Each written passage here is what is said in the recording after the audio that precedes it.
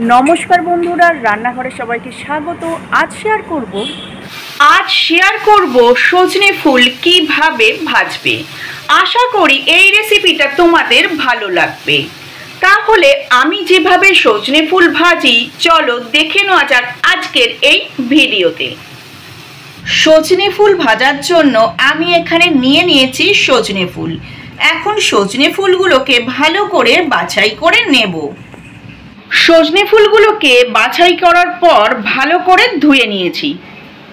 তেল গরম হতেই দিয়ে দিয়েছি কালো জিরে আর দুটো শুকনো লঙ্কা ফোড়ন। এখন ফুলগুলোকে দিয়ে দেব।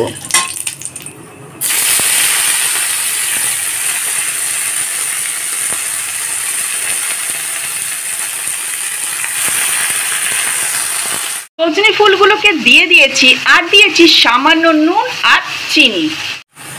এখন গ্যাসটাকে লো ফ্লেমে রেখেই ভালো করে নাড়াচাড়া করে নেব। একটা থালা দিয়ে চাপা দিয়ে দেব। ফিরে আসছি 5 মিনিট পরে। মিনিট 5 পর থালাটা খুলতেই নুন যেহেতু দিয়ে দেওয়া হয়েছে তার জন্য ফুলগুলো থেকে অল্প জলও বেরিয়েছে। আর এইভাবেই গ্যাসটাকে লো ফ্লেমে রেখে থালা চাপা দিয়ে ফুলগুলোকে ভেজে নেব। আর 5 মিনিট পরে পরে থালাটা খুলে উল্টে পাল্টে দেব।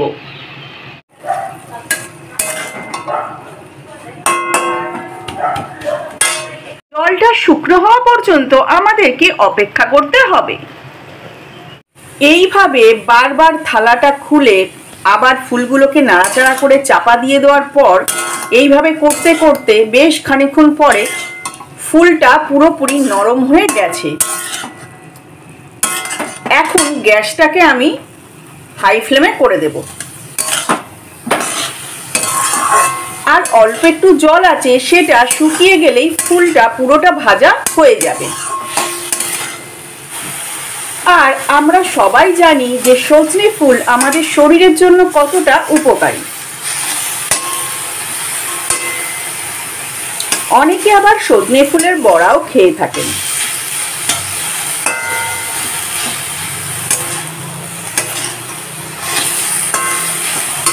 এই রকম সজনে ফুল ভাজা গরম ভাতে খুবই সুস্বাদু লাগে। জলটা পুরোটা শুকিয়ে গেছে আর গ্যাসটাকে এখন অফ করে দেব। আর সজনে ফুল ভাজাটাও সম্পূর্ণ রেডি হয়ে গেছে।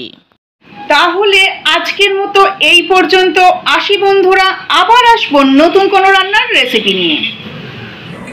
তাহলে আজকের মতো এই পর্যন্ত। আসি বন্ধুরা, আবার আসবো নতুন কোনো রান্নার রেসিপি নিয়ে।